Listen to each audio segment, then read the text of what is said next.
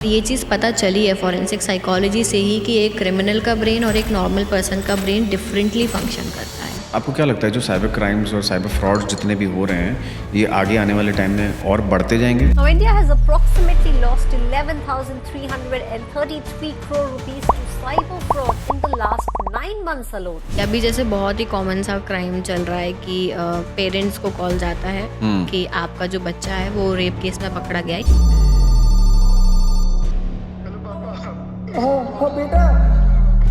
ऐसे कोई केसेस आप बता सकते हो जहां पर जो रूल्स को बेंड किया गया हो और उसके बाद फॉरेंसिक के रूल्स को चेंज किया गया? आरुषि तलवार After Arushi Talwar was murdered, ऐसा famous केस case है। बहुत फेमस केस और जिसमें पुलिस ने सारा काम पूरा बर्बाद कर दिया था। पुलिस ने ऐसा बताया गया कि उसका जो मर्डर था वो उसके पेरेंट्स ने किया है, कम्प्लीटली विदाउट एनी एविडेंस। इसमें बहुत बड़ा हाथ है, पूरा मैनिपुलेट करने का हाथ है पुलिस का। शीना बोरा का केस बहुत कॉम्प्लिकेटेड केस था। जब डीएनए आइडेंटिफिकेशन किया गया तो बाद में ये चीज़ कंफर्म होती है कि शीना बोरा बेटी इंद्राणी मुखर्जी की ही है। फादर इंद्राणी मुखर्जी के खुद के ही फादर थे। इंद्राणी मुखर्जी ने ही अपनी बेटी को मारा। And there was this famous case of Nirbhaya, उसमें फॉरेंसिक्स ने कैसे हेल्प की? विक्टिम की बॉडी पे बाइट मार्क्स थे। तो फॉरेंसिक ओडोंटोलॉजी एक पार्ट होता है फॉरेंसिक साइंस का। Study of teeth, Jessica Lal murder case, Manu Sharma, strong political background की वजह से उसे ज़्यादा कुछ सज़ा नहीं मिली। मैक्सिमम लोग फॉरेंसिक्स को इसीलिए जान पाए जब सीआईडी आया। कई बार लोगों को ब्राइब भी किया जाता है कि आप एविडेंस चेंज कर दो। आपको कभी ब्राइब का सामना करना पड़ा है?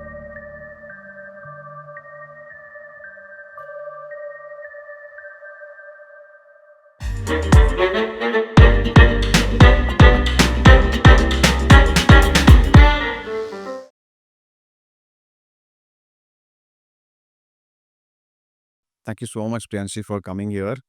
ये हमारे लिए सबके लिए बहुत ही इंटरेस्टिंग सब्जेक्ट है, फॉरेंसिक साइंस। सो सबसे पहले तो बताइए कि व्हाट इज़ फॉरेंसिक साइंस और आप इस फील्ड में कैसे आए? So basically, forensic science is the science in which we apply methods of different sciences like हम chemistry, physics, microbiology, biotechnology इन सभी की टेक्निक्स को यूज करते हैं फॉर क्रिमिनल जस्टिस सिस्टम।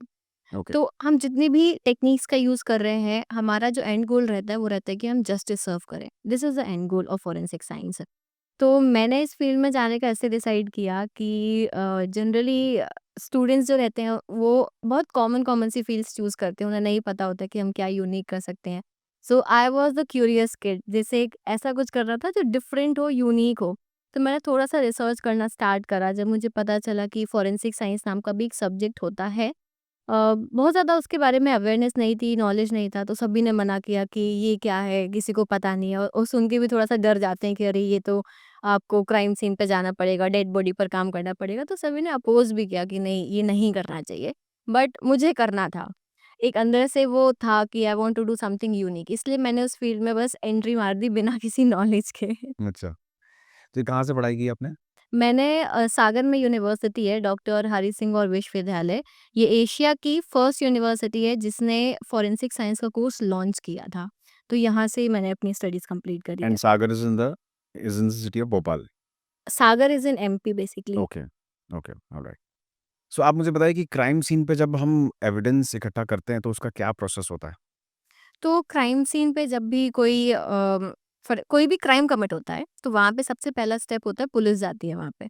तो पुलिस को सबसे पहले क्राइम सीन को सिक्योर करना होता है। The first step for crime scene investigation is securing the crime scene. तो आप सिक्योर करते हो क्राइम सीन को। टेपिंग वेपिंग करके? हाँ, टेपिंग वगैरह करके, या कुछ भी हम ऑफ़िशियल व्हीकल्स का भी यूज़ कर सकते हैं अगर टेप अवेलेबल नहीं है। विटनेसेस को आप सेपरेट करो जिससे कि विटनेस आपस में बात ना करें, क्योंकि जनरली वो बात करते हैं और कुछ कंक्लूजन निकाल लेते हैं, थोड़ा मिर्च मसाला आपस में ऐड कर लेते हैं। स्टोरी बना ले। तो हाँ, विटनेसेस को आप सेपरेट करो। अगर विक्टिम प्रेज़ेंट है तो सिक्योरिंग से पहले आप विक्टिम को देखो, अगर विक्टिम अलाइव है तो आप उसे हॉस्पिटल भेजो और अगर डेड है तो फिर आप अपना आगे का प्रोसीजर कर सकते हो। Then we start with the searching. तो हम सर्च करना स्टार्ट करते हैं, but before moving any evidence और एनी आइटम हम सबसे पहले फोटोग्राफी करते हैं, which is the documentation process, which is very important, क्योंकि आगे जाके आपको कोर्ट में ये प्रूव करना पड़ेगा कि ये जो हम एविडेंस लेकर आए हैं ये हमारे क्राइम सीन का ही है। You need to prove that. तो इसीलिए हम डॉक्यूमेंटेशन करते हैं एक-एक चीज़ का। तो डॉक्यूमेंटेशन करने के बाद में सर्च स्टार्ट होती है। तो सर्चिंग में बहुत सारी टेक्निक्स होती हैं, मेथड्स होती हैं, so it depends on the investigating officer which method और technique they want to use, depend on how many person they have. तो उसके बेसिस पर वो मेथड चूज़ करते हैं और फिर सर्च स्टार्ट होती है। एविडेंसेस कलेक्ट होते हैं, पैकेजिंग होती है and then they are forwarded to forensic science laboratory for further examination. Okay, तो शुरुआत में सिर्फ पहले पुलिस आती है और सारे प्रूफ्स इकट्ठा करती है। पुलिस आती है और फिर टीम को बुलाया जाता है बाद में। अच्छा, सेम डे बुलाया जाता है या फिर अगले दिन बुलाया जाता है? नाउ इट डिपेंड्स कि वहाँ पे उनके पास में इतनी अवेलेबिलिटी है, बुलाया तो तुरंत ही जाता है, बट अगर टीम कम है, टीम छोटी है, तो उन्हें हो सकता है टाइम लग जाए कि वो दूसरे दिन आ पाए, बट जनरली पहुँच जाते हैं क्योंकि अभी जो न्यू रूल्स आए हैं उनके अकॉर्डिंग काफ़ी सारी टीम्स बना दी गई हैं, हर डिस्ट्रिक्ट में टीम है, तो टीम को तुरंत ही जाना होता है। अगर अवेलेबल नहीं है तो फिर वो नेक्स्ट डे या फिर कुछ घंटों के बाद जा सकते हैं। तो आप भोपाल में बेसिकली एक पर्टिकुलर डिस्ट्रिक्ट से आप यस। एड्रेस करते होंगे, जो भी वहाँ पे कोई भी फॉरेंसिक टीम्स की रिक्वायरमेंट होती होगी, तो आप जाते हैं वहाँ पर?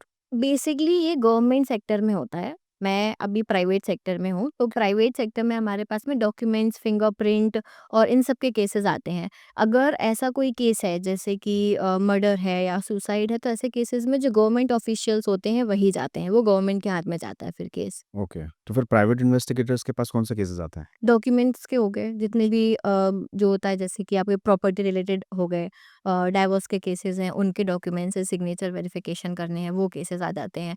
आपको फिंगरप्रिंट आइडेंटिफिकेशन कराना है और मेजरली डिजिटल फॉरेंसिक्स के भी केसेस आते हैं, तो वो सेपरेट कंपनीज होती हैं फॉर डिजिटल फॉरेंसिक्स, तो वो सारे साइबर रिलेटेड केसेस लेते हैं। तो क्राइम सीन्स भी आपने कभी हैंडल किए हैं?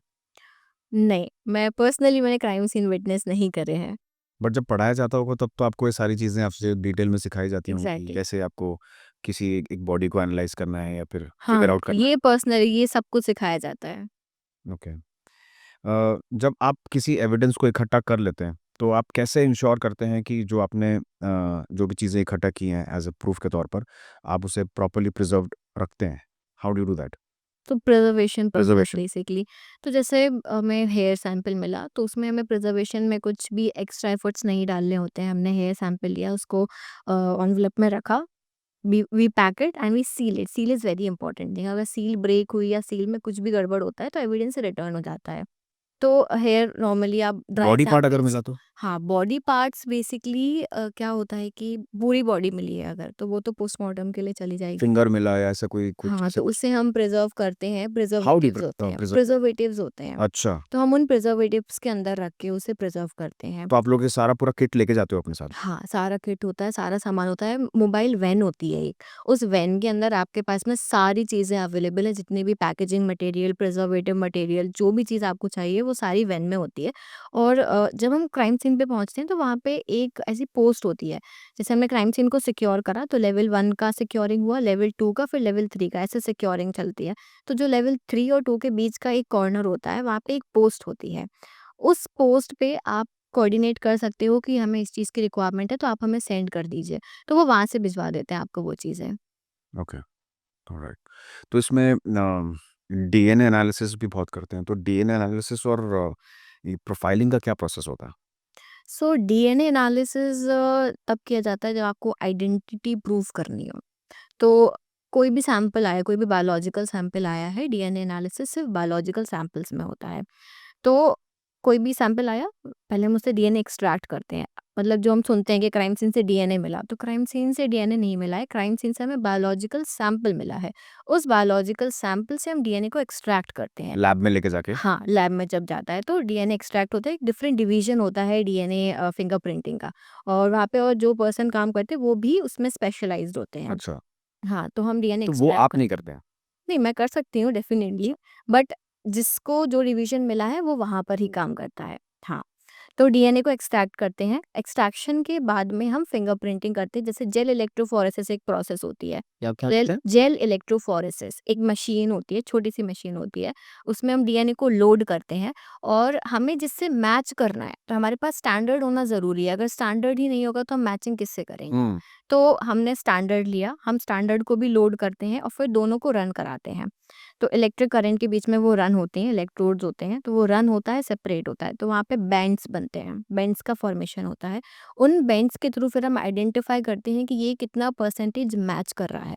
और उसके प्रोसेस पे मतलब वो जो रिज़ल्ट आया है उस प्रोसेस के बेसिस पे हम रिज़ल्ट देते हैं, तब पता चलता है कि ये डीएनए मैच हुआ है या नहीं हुआ है। और ये डीएनए एविडेंस को कैसे यूज़ किया जाता है फॉर इन्वेस्टिगेशंस? जैसे कि ब्लड सैंपल मिला या सीमेन सैंपल मिला, रेप का केस है, अब हमें डाउट है कि ये सीमेन किसका है, तो हम उससे डीएनए आइडेंटिफिकेशन करेंगे। अगर ये क्लियर हो जाता है तो ये एटलीस्ट ये प्रूफ होता है कि हाँ, ये सीमेन इस पर्सन का ही था। उसने रेप किया या नहीं that is another thing. Hmm, but blood मिला है, सीमेन मिला है, हेयर मिला है, कोई भी बायोलॉजिकल सैंपल है, टिश्यू है, नेल है, एनीथिंग, इनसे हम एटलीस्ट ये कन्फर्म करते हैं कि ये इस पर्टिकुलर पर्सन का है। ओके। कोई लिमिटेशंस भी आती हैं डीएनए एनालिसिस करने में? Definitely the amount which we are getting, the amount of evidence is very minute. अब उस उतने छोटे से अमाउंट से आपको आइडेंटिफाई करना है, तो अगर हमने एक बार प्रोसेस किया और हम फेल हो गए, बिकॉज एक बार की प्रोसेस नहीं है कि बस सिंपली हमने डीएनए एक्सट्रैक्ट करा, लोड किया और बस हमारा रिजल्ट आ गया। हंड्रेड्स ऑफ टाइम वो प्रोसीजर रिपीट होता है, हम एक बार फेल होते हैं, दो बार फेल होते हैं और वो कंटिन्यूएशन में रिपीट की जाती है प्रोसेस।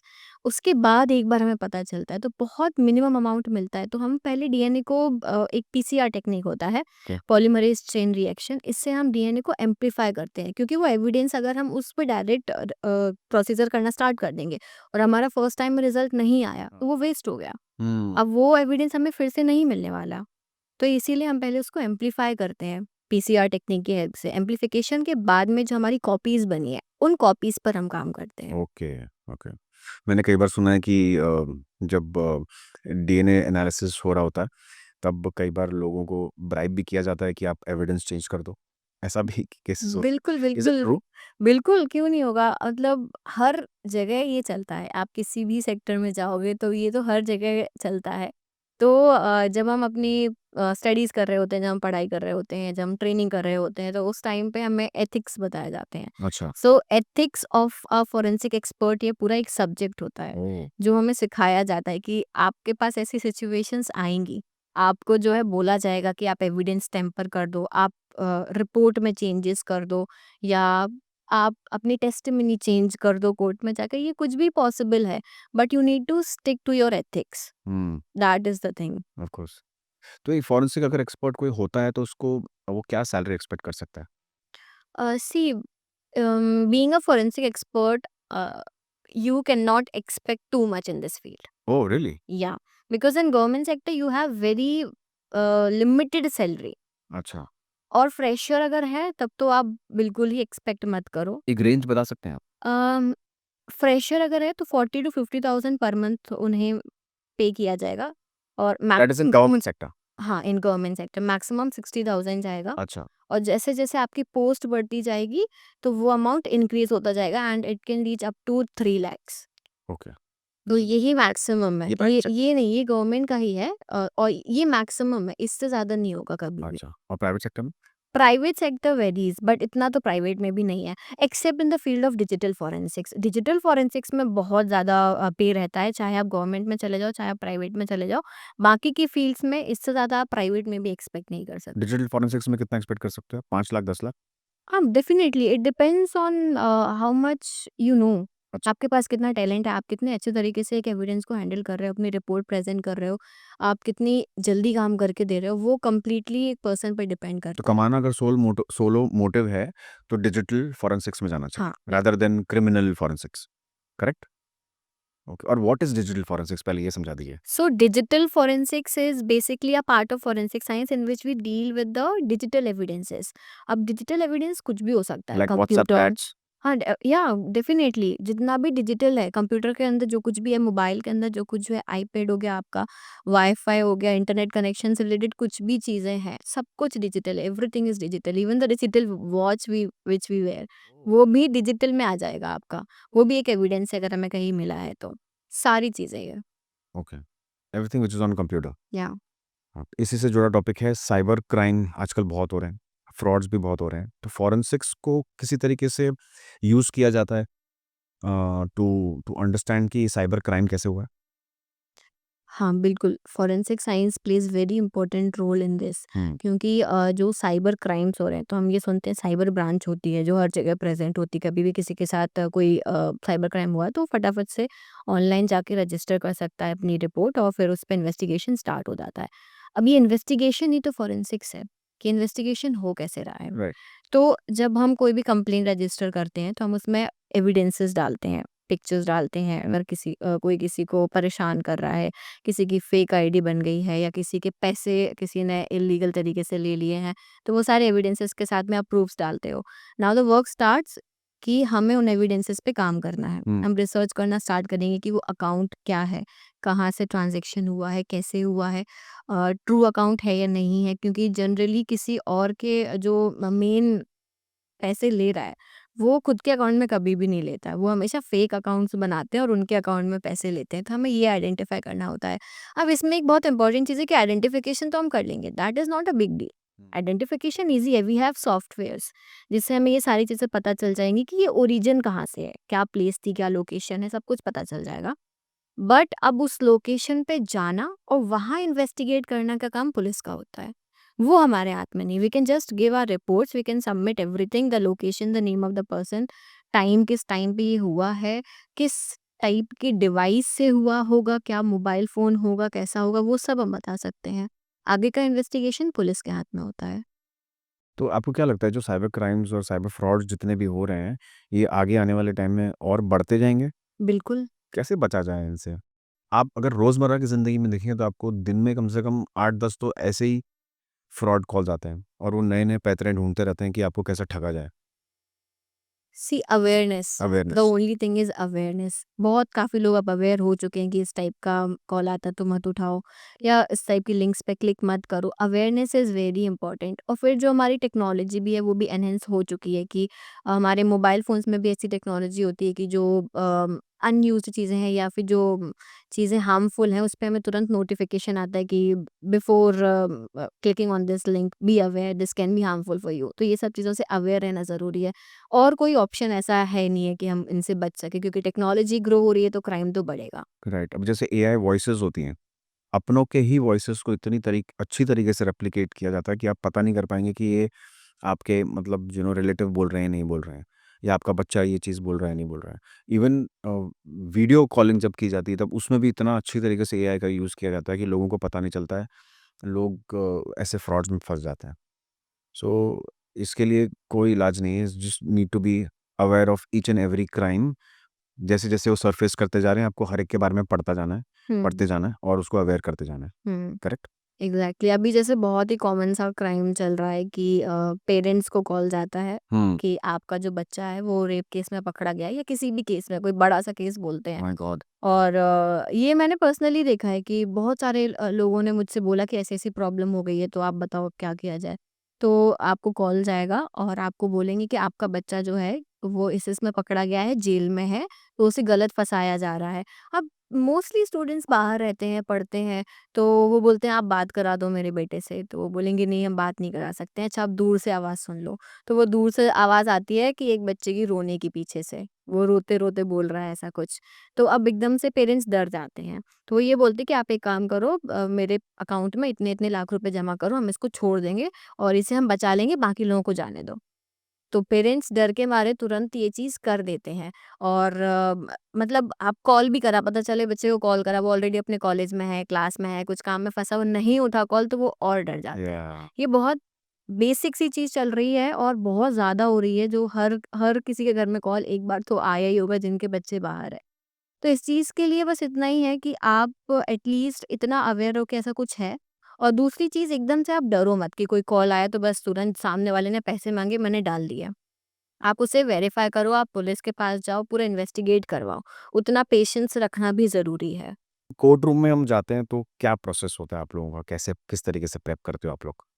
अ, जब एविडेंस लेके जाते हो कि ये सारी चीज़ें हैं। सी एविडेंस हमें लेके नहीं जाना अच्छा, होता। नहीं जाना। हाँ, हमारा काम सिर्फ़ रिपोर्ट देना होता है। ओके। तो हमने अपनी रिपोर्ट बनाई, वो रिपोर्ट कोर्ट में जाती है। एविडेंस तब जाता है जब किसी एविडेंस पे क्वेश्चन मार्क होता है कि ये एविडेंस, किसी ने बोला लॉयर ने कि ये तो वहाँ का था ही नहीं उस क्राइम सीन का। तब फिर एविडेंस को प्रेज़ेंट किया जाता है। और जो एक्सपर्ट टेस्टिमनी होती है, जो फॉरेंसिक एक्सपर्ट्स को बुलाते हैं कोर्ट में, उनको सिर्फ़ क्वेश्चन किए जाते हैं based on the report which they have given. उस रिपोर्ट में क्या लिखा है, उसके बेसिस पर ही क्वेश्चंस होते हैं। अगर उस रिपोर्ट के बाहर कोई क्वेश्चन होता है तो एक्सपर्ट के पास में ये पावर है कि वो डिनाई कर सकते हैं कि मैंने ऐसा कुछ मेंशन नहीं करा है, so I will not comment on this. कुछ चैलेंजेस भी फेस करने पड़ते हैं जज को समझाने में या फिर उनको बताने में, क्योंकि वो इसमें बहुत इंट्रिकेसीज इन्वॉल्व होती हैं। हाँ, क्योंकि जो वहाँ पे हम लैंग्वेज यूज़ कर रहे हैं रिपोर्ट में वो कंप्लीटली जो है साइंटिफिक लैंग्वेज होती है, तो लॉयर्स को कई बार नहीं समझ में आती, तो उनका क्वेश्चन उसी पे रहता है कि आपने ये जो टर्म यूज़ करा है, व्हाट डज़ दैट मीन? आप एक्सप्लेन करिए। और फिर लॉयर्स थोड़े से ऐसे होते हैं कि वो चाहेंगे कि वो वही आपसे सुनना चाहेंगे जो उन्हें चाहिए जवाब। तो वो आपको पूरा का पूरा वहीं टिल्ट करने की कोशिश करेंगे। But we are experts, we know how to handle. हम स्टिक करेंगे कि ये चीज़ मैंने लिखी है एंड दैट इज़ इट, बस। आपको कभी ब्राइब का सामना करना पड़ा है? ऐसे कोई क्लाइंट्स हैं आपके पास कि आपको ब्राइब देंगे और आप एविडेंस चेंज कर दो? नहीं, नहीं, मुझे ऐसा नहीं करना पड़ा, लेकिन हाँ, डेफ़िनेटली मैंने सुना है कि ऐसा होता है, बहुत सारे लोग कोशिश करते हैं इस चीज़ की। कोई इंटरेस्टिंग केस की कोई कहानी बताइए ना, आप जो आपने इतने सारे केसेस सॉल्व किए होंगे अब तक। उम, ऐसे काफ़ी सारे केसेज़ हैं जो बहुत कॉमन से रहते हैं। हम किसी भी एक हाई प्रोफ़ाइल केस को ले सकते हैं अगर डिस्कस करना चाहें तो। जैसे कि सबसे अच्छा केस जो है बहुत ही फ़ेमस था, वो शीना बोरा का केस है। ओके। जो हर किसी ने इसके बारे में सुना होगा, इस पर एक डॉक्यूमेंट्री भी बनी हुई है। तो शीना बोरा का केस बहुत कॉम्प्लिकेटेड केस था, जिसमें उसकी बायोलॉजिकल मदर इंद्राणी मुखर्जी, उसको लेके बहुत सारी चीज़ें चलती थी। इंद्राणी मुखर्जी शीना बोरा को ये बोलती थी कि तुम मुझे दीदी बोल के बुलाया करो, तो बहुत कन्फ्यूजन चलता था कि ये इसकी बेटी है या बहन है, ये क्या है, कन्फ्यूजन में था। सो शीना बोरा का sorry Indrani Mukherjee, mother of Sheena Bora, तो वो एक पर्सन के साथ में थी। अब ऑफ़िशियली थी, मैरिड थी या नहीं थी, वो अभी तक क्लियर नहीं है। फिर दूसरे पर्सन से उसने शादी करी और फिर तीसरे पर्सन से शादी करी। शीना बोरा इन तीनों में से किसी की भी बेटी नहीं थी। ओह! अब हाँ, अब ये चीज़ जब डीएनए आइडेंटिफ़िकेशन किया गया, तो बाद में ये चीज़ कन्फर्म होती है कि शीना बोरा बेटी इंद्राणी मुखर्जी की ही है। लेकिन फादर कौन थे? फादर इंद्राणी मुखर्जी के खुद के ही फादर थे। ये बाद में पता चलता है कि शीना जो है, वो इंद्राणी मुखर्जी के फादर की ही बेटी है, बिकॉज़ इंद्राणी मुखर्जी का रेप हुआ था ओके। और वो उसके फादर ने ही किया था। इस चीज़ को छुपाने के लिए उसने हमेशा ये आइडेंटिटी उसकी छुपा के रखी, शीना बोरा की, कि किसी को पता ना चले। वो डॉक्यूमेंट्री में काफ़ी अच्छे से चीज़ें बताई गई हैं। तो ये डीएनए एनालिसिस से प्रूव किया गया? हाँ, ये डीएनए एनालिसिस से ही प्रूफ हुआ था कि Indrani Mukherjee is the biological mother of Sheena Bora. और फिर इंद्राणी मुखर्जी ने ही अपनी बेटी को मारा। मर्डर भी उसने ही किया। रीज़न ये था कि जो थर्ड हस्बैंड था, उसके बेटे के साथ इसका अफ़ेयर था, एंगेजमेंट भी हो चुकी थी और इनकी शादी होने वाली थी, और इंद्राणी मुखर्जी को ये चीज़ पसंद नहीं थी। तो थर्ड हस्बैंड के साथ मिलके इसने शीना बोरा का मर्डर किया था, and driver was also the part of this crime. ऐसे कोई केसेस आप बता सकते हो जहाँ पर जो रूल्स को बेंड किया गया हो और उसके बाद फॉरेंसिक के रूल्स को चेंज किया गया हो? हाँ, आरुषि तलवार। ओके। वो तो ऐसा फेमस केस, केस है। बहुत फेमस केस, और जिसमें पुलिस ने सारा काम पूरा बर्बाद कर दिया था। टीम को बाद में बुलाया गया, इन्वेस्टिगेशन बाद में स्टार्ट हुआ। उससे पहले पुलिस, मीडिया और जो आसपास के लोग होते हैं, उन्होंने ऑलरेडी क्राइम सीन को पूरा बर्बाद कर दिया था, पूरा कंटामिनेट कर दिया था वहाँ एंटर करके। तो थोड़ा-सा आप डिटेल्स दे सकते हैं इस केस के बारे में कि मतलब कौन थे ये लोग और किस वजह से ऐसा हुआ था? Aarushi was a 14 year old girl if I am not wrong and there was this guy called Hemraj. शायद वो सर्वेंट था वो और उसके साथ उनको ऐसा लग रहा था कि शायद कोई अफेयर है, हुँ, करेक्ट? हुँ, हुँ। हाँ, तो आरुषि तलवार जो थी, वो एक 14 साल की बेटी थी, तो उसका मर्डर हुआ। अब ये पुलिस ने ऐसा बताया गया कि उसका जो मर्डर था वो उसके पेरेंट्स ने किया है। कंप्लीटली विदाउट एनी एविडेंस, किसी भी एविडेंस ना होने के बावजूद उन्होंने ऐसा बोल दिया कि उन्होंने किया है। रीज़न ये बताया गया कि आरुषि को और हेमराज को, जो हाउस हेल्प था उनका, तो उसको किसी ऐसी कंडीशन में देखा गया और उसके फादर को गुस्सा आया और उन्होंने दोनों को मार दिया। Now this is also confusing, पहले क्योंकि एक ही बॉडी मिली थी आरुषि तलवार की, तो समझ ही नहीं आ रहा था। बाद में हेमराज की भी बॉडी मिल गई टेरेस पे। तो इससे ब उन्होंने ऐसा-सा कंक्लूड कर लिया। ओके। तो ये चीज़ इसमें आई थी कि एविडेंसेस कुछ मिले नहीं प्रॉपर तरीके से। पेरेंट्स का ये कहना था कि हमारे रूम में एसी लगा हुआ था जो बहुत आवाज़ करता है, तो उसकी वज़ह से हमें आवाज़ ही नहीं आई कि बाजू में मर्डर हो चुका है। ये पेरेंट्स का ऐसा कहना था। आज भी ये क्लियर नहीं है। आज भी ये क्लियर नहीं है, पेरेंट्स सज़ा कंप्लीट करके बाहर भी आ चुके हैं, बट अभी भी क्लियर नहीं है कि एग्ज़ैक्टली मर्डर किया किसने। और इसमें बहुत बड़ा हाथ है, पूरा मैनिपुलेट करने का हाथ है पुलिस का। ओह! क्योंकि आप फर्स्ट रिस्पॉन्डर हो, आप क्राइम सीन पे सबसे पहले जा रहे हो, तो आपकी ड्यूटी है कि आप एविडेंसेस को प्रिजर्व रखो, आप अपनी ड्यूटीज़ प्रॉपर्ली करो। आप ही कंटैमिनेट कर दोगे तो फॉरेंसिक टीम आके भी क्या कर लेगी?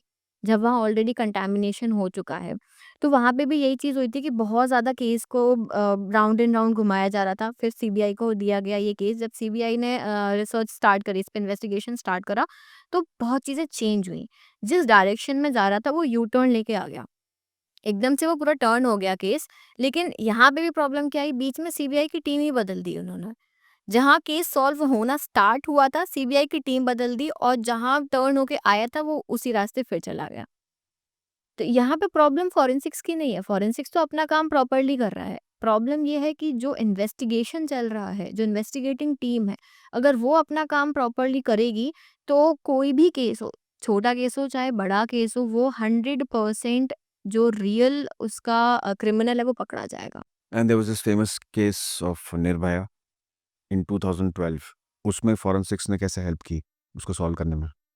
सो निर्भया केस में जो हमारे अक्यूज थे, जो क्रिमिनल्स थे बेसिकली, उनके अगेंस्ट भी एविडेंसेस नहीं मिल पा रहे थे।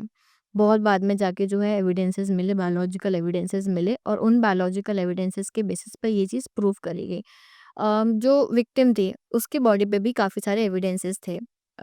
एक एक बहुत इम्पोर्टेंट चीज़ इसमें थी, बाइट मार्क्स थे बॉडी पे, विक्टिम की बॉडी पे बाइट मार्क्स थे।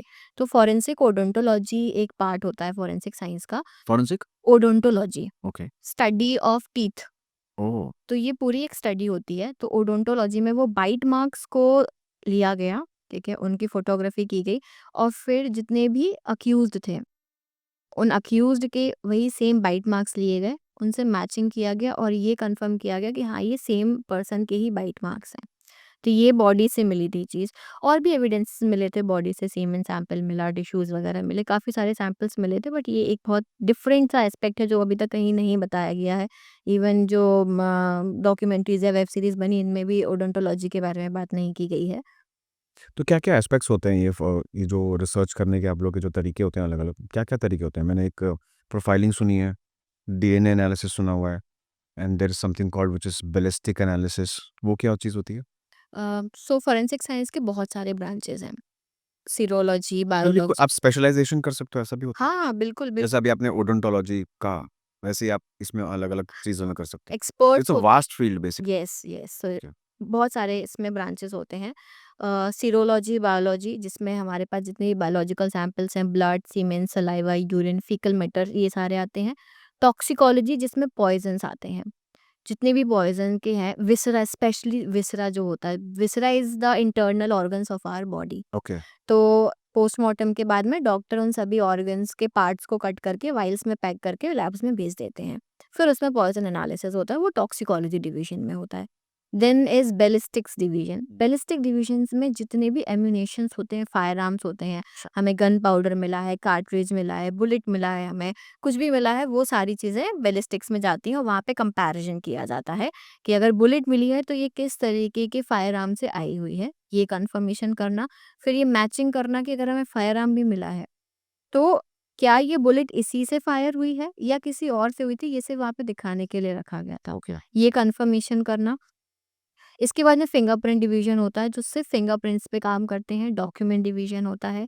केमिस्ट्री डिवीजन इज़ देयर, जिसमें हम ड्रग्स पे काम करते हैं, जो भी इल्लीगल ड्रग्स मिली हैं, उनका आइडेंटिफिकेशन करना। तो उन पे आइडेंटिफिकेशन होता है केमिस्ट्री डिवीजन में। फिर digital forensics is one division. Forensic psychology is different division. Forensic psychology में हम क्रिमिनल साइकोलॉजी को समझने की कोशिश करते हैं कि आखिर इस क्रिमिनल ने इस तरीके का क्राइम क्यों किया है? क्या ऐसे कोई साइकोलॉजिकल डिसऑर्डर है या कोई ट्रॉमा था इस कारण से इसने कोई ऐसा क्राइम कमिट किया है, इसका ब्रेन प्रॉपरली फंक्शन कर रहा है या फिर इसके ब्रेन में कुछ ऐसे इम्बैलेंस है हॉर्मोन्स का जिसकी वजह से उसने ये चीज़ करी है। जैसे और कुछ सीरियल किलर्स होते हैं, हाँ, तो उनके लिए ये चीज़ काम में आ सकती है। हाँ, बिल्कुल। और ये चीज़ पता चली है फॉरेंसिक साइकोलॉजी से ही कि एक क्रिमिनल का ब्रेन और एक नॉर्मल पर्सन का ब्रेन डिफरेंटली फंक्शन करता है। अच्छा, there is vast difference between the क्या डिफरेंस फंक्शनिंग होता है? ऑफ जैसे कि आपको बोथ ऑफ पढ़ाया देम। होगा शायद। सो नॉर्मल ब्रेन जो होता है हमारा, वी फील इमोशंस, हमें ये चीज़ें फील होती हैं, हमें अच्छा लगता है तो हम खुश होते हैं, बुरा लगता है तो हम रोते हैं। बट जो एक क्रिमिनल होता है, हुँ, तो क्रिमिनल्स के अंदर एक कॉग्निटिव डिसऑर्डर होता है। Cognitive disorder means lack of understanding, कि आप मुझसे कुछ कह रहे हो बट मैं उसको कुछ अलग तरीके से समझ रही हूँ। तो लैक ऑफ अंडरस्टैंडिंग, और फिर उसके अकॉर्डिंग मैं डिसीजन ले रही हूँ which is a wrong decision. Hmm, उनके अंदर प्रॉपर अंडरस्टैंडिंग नहीं है। Secondly lack of emotions, they do not have emotions, कि आपने किसी का मर्डर कर दिया और आपसे पूछा जा रहा है कि आपने क्यों किया, तो आप बहुत एकदम आराम से बैठ के जवाब दे रहे हो। जैसे जो एक वो केस था आफताब का, श्रद्धा वॉकर मर्डर केस, दिल्ली का जो केस था, उसने अपनी गर्लफ्रेंड को मार दिया था और फिर पीसेस कर करके धीरे धीरे उसको फेंकना स्टार्ट किया अलग अलग जगह पे। हुँ, तो वो उसका बिहेवियर जब उसका पूरा टेस्टिंग हुई, इससे बात बात करी गई, तो ये पता चला कि ही वॉज वेरी काम। उसने एक्सेप्ट कर लिया, but he was very calm, हाँ, मैंने मारा है, नॉर्मल। तो ये आप नॉर्मली नहीं करोगे। करेक्ट। तो आपके अंदर इमोशंस नहीं है, कॉग्निटिव डिसऑर्डर देखा गया सही-गलत है। की समझ नहीं है। हाँ, और aggression, silent aggression. Okay. Aggression ऐसा नहीं कि आप चिल्ला रहे हो, लड़ रहे हो। एक साइलेंट एग्रेशन देखने को मिलता है कि आप कुछ दिखा नहीं रहे हो सामने। आई कैन बी नॉर्मल, मैं नॉर्मली अपना काम कर रही हूँ, नॉर्मल दिख रही हूँ, बट इंटरनली मेरे अंदर क्या बिल्ड हो रहा है, यू नेवर नो। जैसे कितने लोग हमारे आस-पास घूम रहे होते हैं, हमको पता भी नहीं होता। वी डोंट नो कि हमको किसके लगता है हम अंदर। नॉर्मल है लेकिन हाँ, हाँ, और ये अकेले रहना पसंद करते हैं। अच्छा। I am not talking about introverts, वे की बात अलग है। ये थोड़े से डिफरेंट होते हैं कि बिल्कुल ही अकेले रहना है और किसी से बातचीत करने में ज़्यादा इंटरेस्ट नहीं होता है। अपना डे टू डे वर्क कर रहे हैं, जॉब भी कर रहे हैं, स्टडीज़ कर रहे हैं, सब कुछ कर रहे हैं, बट उनके ब्रेन में जो बिल्ड हो रहा है, दैट इज़ डिफरेंट। तो आज के टाइम पे कौन क्रिमिनल है हमें नहीं पता। और क्रिमिनल ऐसे वो डायरेक्ट नहीं बन जाते हैं कि मैं बचपन से ही क्रिमिनल बन बन रहा है वो, कि पैदा ही क्रिमिनल हुआ था। उनकी ऐसी अपब्रिंगिंग होती है कि वो धीरे धीरे धीरे धीरे करके उनका माइंड ऐसा हो जाता है कि वो इस तरीके के क्राइम कमिट कर देते हैं। हम बोलते हैं कि साइकोलॉजिकल डिसऑर्डर्स कितने ज़्यादा देखे जा रहे हैं आज के टाइम पे, और लोग इसके बारे में बात भी नहीं करते हैं, हुँ, कि बहुत मतलब बोल देंगे कि हाँ ये तो पागल ही होगा। That is not the thing. आप उससे प्रॉपर बात करो, अगर आप उनसे बात करोगे, उन्हें ट्रीट करोगे, तो ये जो धीरे-धीरे जाके वो क्रिमिनल बन जाते हैं ना, आप उन्हें रोक सकते हो। अच्छा। हमेशा क्राइम करने वाले की गलती नहीं होती है। उसने क्राइम कमिट किया तो हमेशा वो गलत नहीं है। कहीं न कहीं उसका ऐसा कोई चाइल्डहुड ट्रॉमा रहा है, वो इस तरीके से ग्रो हुआ है कि उसने ऐसा क्राइम कमिट कर दिया। राइट। एक बहुत ही इम्पोर्टेंट केस था राजीव गांधी मर्डर केस, जो आई थिंक 1991 में हुआ था। तो उसमें फॉरेंसिक्स टीम्स ने कैसे पता किया था कि किसने किया है मर्डर? ओके, तो यहाँ पे हम एक्सप्लोजिव्स की बात कर सकते हैं। बैलिस्टिक एनालिसिस हुई होगी। Ballistics is also there, but explosives is another department. अच्छा, मैंने वहाँ मेंशन करना ही किया, मैं भूल गई थी कि बैलिस्टिक्स के अलावा एक डिपार्टमेंट होता है एक्सप्लोजिव्स, अच्छा। जहाँ पे सिर्फ एक्सप्लोजिव मटेरियल्स जाते हैं। बॉम्ब ब्लास्ट हुआ है या किसी भी तरीके के ह्यूमन बॉम्ब का यूज़ किया था वहाँ पे। हाँ, ह्यूमन बॉम्ब का इसमें यूज़ किया गया था। तो वो बैलिस्टिक मटेरियल जो वहाँ पे मिला, उससे आइडेंटिफिकेशन किया जाता है कि ये मटेरियल कहाँ से आया होगा, किस चीज़ से ये बना होगा, और फिर वही जो है लिंक करके चीज़ें सॉल्व की जाती हैं। तो इसमें ही वही हुआ था। और हमारे इंडिया के भी एक बहुत फेमस एक्सपर्ट थे जिन्होंने इसमें काम किया था, I think doctor Srishti Chaudhary. उन्होंने इस केस पे काम किया था, राजीव गांधी असैसिनेशन केस में, and he is a father of Indian forensic science. Okay. Hmm. वो अभी भी काम करते हैं? No, I don't think so, काफ़ी पुरानी बात सीनियर है हो ये। गए हैं। हाँ। Okay. And there was this very मतलब hyped case, Jessica Lal murder case, बहुत सारी मूवीज़ भी बनी हैं इसके ऊपर। तो इसके बारे में आपका क्या कहना है? तो जेसिका लाल मर्डर केस में गोली मारी गई थी जेसिका लाल को एक बार में, और ये सभी को पता है। मनु शर्मा नाम का एक लड़का था, with a very good political background. तो एक पार्टी में उसने गोली मार दी थी जेसिका लाल को and reason was very simple कि अल्कोहल अपनी हाँ, अल्कोहल माँगा और जेसिका लाल ने मना कर दिया कि अल्कोहल अवेलेबल नहीं है। तो उसने पहली गोली हवा में चलाई और दूसरी गोली सीधे जेसिका लाल के सर पे जाके लगी और शी वाज़ नो मोर। जब इस पे इन्वेस्टिगेशन स्टार्ट हुआ again ballistics was very important role क्योंकि इसने अपनी गन को डिस्ट्रॉय करवाया था। अच्छा हाँ, इसने बाहर जाके कहीं दूर उस गन को पहले ज़मीन के अंदर सुना दिया। हाँ, और फिर उसके बाद में किसी तीसरे पर्सन को भेज के बोला कि इसे डिस्ट्रॉय कर दो। तो ये चीज़ हुई थी। पर वो गन मिल गई? ट्रेसेस मिल गए थे, हाँ, ट्रेसेस मिल गए थे और उसके थ्रू ही फिर मैचिंग करी गई और ये प्रूफ हो गया था कि इसने ही किया है। But again strong political background की वजह से उसे ज़्यादा कुछ सज़ा नहीं मिली। अगर हम इस केस की बात करें, इसे जितनी भी सज़ा मिली ना, बहुत आराम से इसने अपनी सज़ा निकाली है। क्योंकि इसको इस टाइप का जेल में डाला गया था कि आप सुबह से शाम तक बाहर रह सकते हो, अपने इम्पोर्टेंट काम कर सकते हो और रात में जेल आ सकते हो। What is this? ये भी कोई सज़ा होती है? इससे अच्छा मत ही दो आप। इस केस को लेके जेसिका लाल की बहन ने बहुत कोशिश करी, बहुत फाइट किया इसको लेके, बट प्रॉपर जस्टिस नहीं मिला है। अब और रीज़न वही है, political background. So let's talk about forensics in TV shows जैसे कि सीआईडी। सीआईडी में हमने बहुत बार देखा है कि डॉक्टर सलूंखे कुछ ना कुछ सॉल्व कर रहे हैं। अ, तो अभी तो सीआईडी दोबारा वापस आ रहा है। ओह! मे बी जब तक ये एपिसोड टेलीकास्ट होगा जब तक चालू भी हो जाएगा। तो वो जो जितना भी दिखाते हैं फॉरेंसिक्स जो भी कर रहे हैं, तो वो कितना एक्यूरेटली करते हैं? उम, एक्यूरेटली दिखा पाते हैं वो?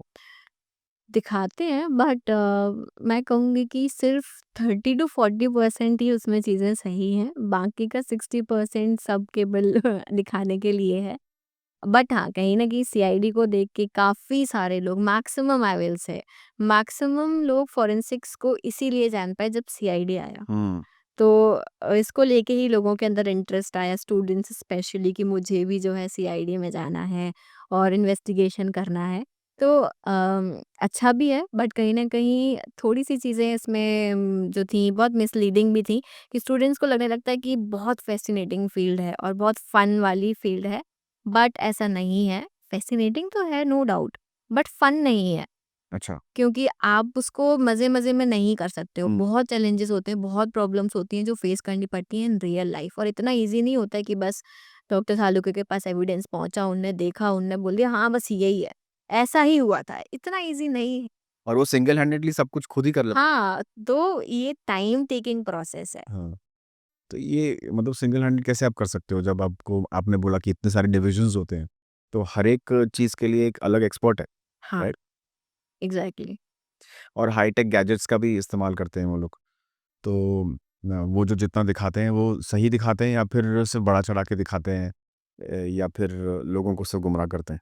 नहीं, नहीं, वो वहाँ पे जो दिखा रहे हैं वो चीज़ें हैं, डेफ़िनेटली वो चीज़ें सारी अवेलेबल हैं, चाहे वो लाइट सोर्स का यूज़ कर रहे हों, चाहे वो पोस्टमॉर्टम भी कुछ-कुछ दिखाते हैं कि कैसे होता है ऑफ़ कोर्स वो भी पोस्टमॉर्टम। किसी फॉरेंसिक एक्सपर्ट से कंसल्ट तो करते हाँ, हैं डेफिनिटली। तो वो भी सही चीज़ें हैं, जितनी पॉसिबल है उन्होंने दिखाई हैं और वो सच हैं। हुँ, जैसे फिंगरप्रिंट एनालिसिस करते हाँ, हैं कई बार, पोस्टमार्टम भी करते हैं वो। हाँ, वो सारी चीज़ें हैं, अवेलेबल हैं। ओके। आपको क्या लगता है इस प्रोफ़ेशन को आप प्रॉपर्ली पढ़ाई कर सकते हो इस बारे में और अच्छे से कमाई की जा सकती है या फिर मतलब आप जैसे आपने जैसे कहा कि इसमें फ़न नहीं है, तो अगर किसी को अगर एक्साइटमेंट के तौर पे अगर आना है तो उसे नहीं आना चाहिए।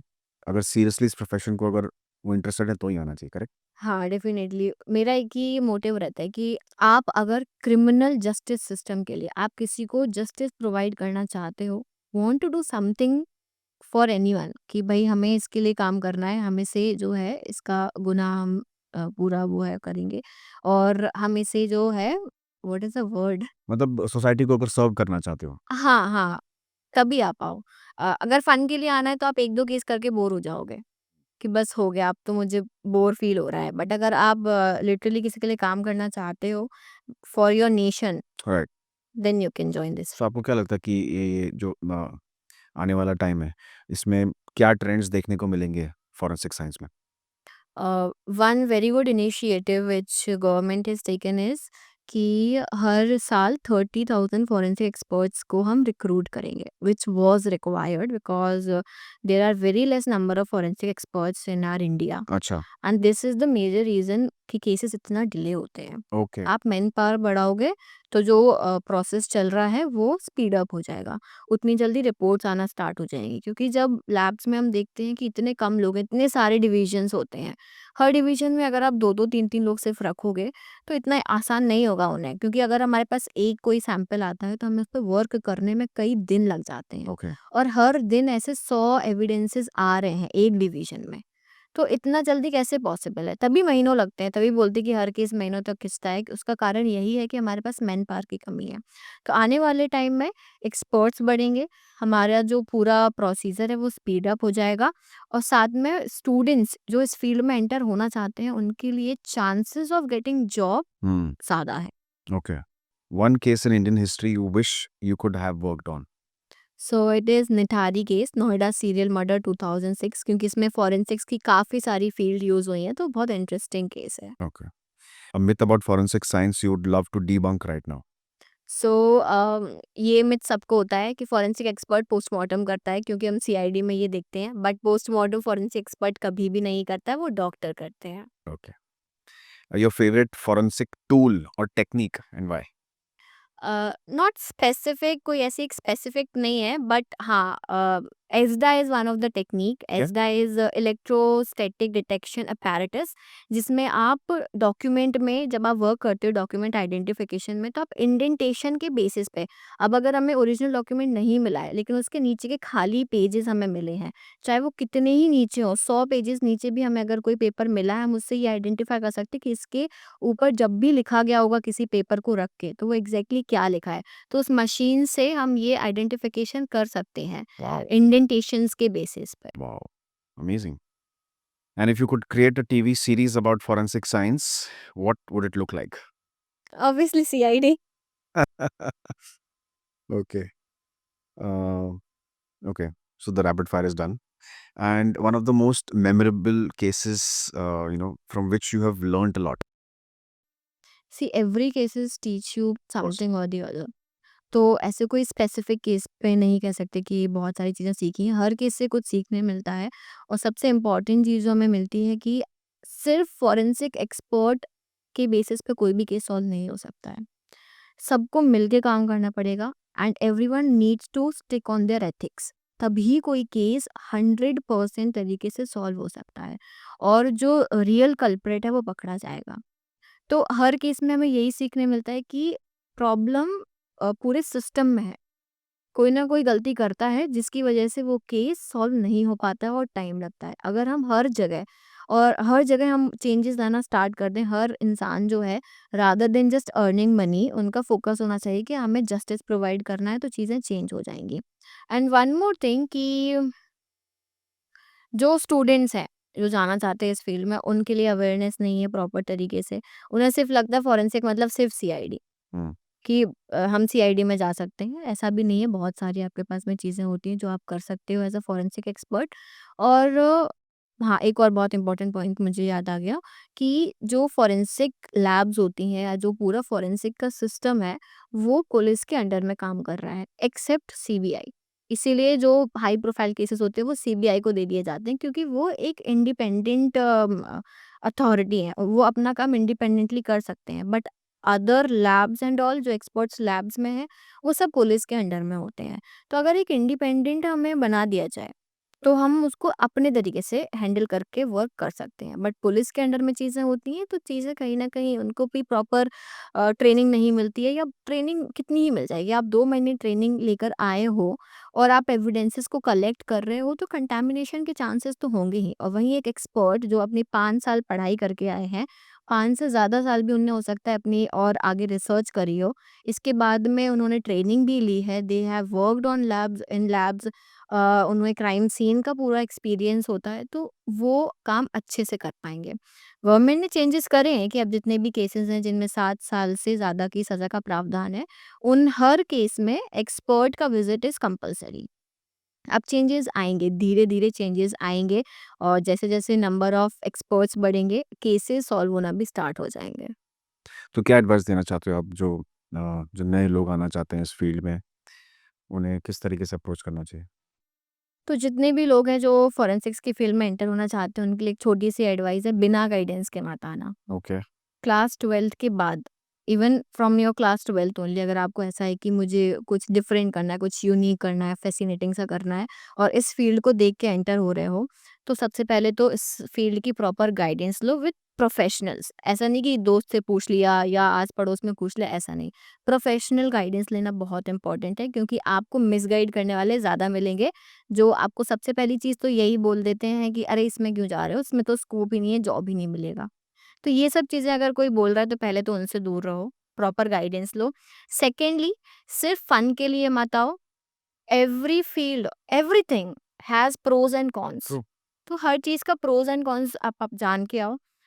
आप अपनी फिजिकल और मेंटल हेल्थ देखकर एंटर करो, क्योंकि आपको डेड बॉडी देखना है, क्राइम सीन देखना है, आपको जिस तरीके की चीज़ें देखने मिलेंगी, are you really ready for it और नॉट? हुँ।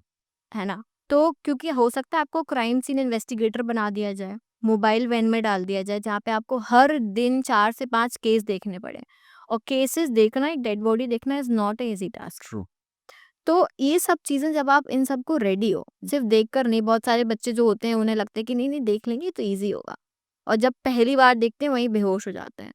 तो ये सब आप अपना देखो, मेंटल हेल्थ देखो, फिज़िकल हेल्थ देखो, फिज़िकली भी रेडी होना बहुत इम्पोर्टेंट है कि आप इतने हो कि आपको रात में 12 बजे बुला लिया जाए, आप उठ के जा सकते हो। हुँ। तो ये सब चीज़ें जब आप क्लियर आउट कर लो, तभी इस फील्ड में एंटर करो। हुँ। तो हमारे लिसनर्स जो हैं, अगर उन्हें गाइडेंस चाहिए और उनके पास कोई मेंटर नहीं है या फिर कोई ऐसा कोई आस-पास में कोई व्यक्ति नहीं है जो इस फील्ड से ऑलरेडी बिलॉन्ग करता हो, क्या वो आपको कॉन्टैक्ट कर सकता है? बिल्कुल, बिल्कुल, definitely they can contact me. मैं स्टूडेंट्स को गाइड करती हूँ। मैंने बहुत सारे स्टूडेंट्स को पर्सनली मैं उन्हें बात करती हूँ और उन्हें गाइडेंस प्रोवाइड करती हूँ। इवन क्या रास्ता है, आपको क्या पढ़ाई करनी है, क्या एग्ज़ाम्स देने होंगे, कैसे आपको इस फील्ड में एंटर करना होगा, ये सारी चीज़ें मैं क्लियर करती हूँ। ग्रेट। तो हम लोग डिस्क्रिप्शन में आपके लिंक्स प्रोवाइड कर देंगे सो दैट अगर किसी को इंटरेस्ट हो, तो ये फील्ड में आ सकता है। बिल्कुल। Thank you so much, Priyanshi, for coming on the show and giving us such valuable information. Thank you so much for having me here. Thank you. I am sure आपने इस episode को बहुत enjoy किया होगा। अगर आप ऐसे ही और इंटरेस्टिंग गेस्ट को देखना चाहते हैं तो प्लीज़ कमेंट सेक्शन पे लिख दीजिए, और इस एपिसोड को अपने फ्रेंड्स और फैमिली के साथ ज़रूर शेयर कीजिए ताकि वो भी इस इन्फॉर्मेशन का फ़ायदा ले सकें। Till then, stay healthy, stay blessed.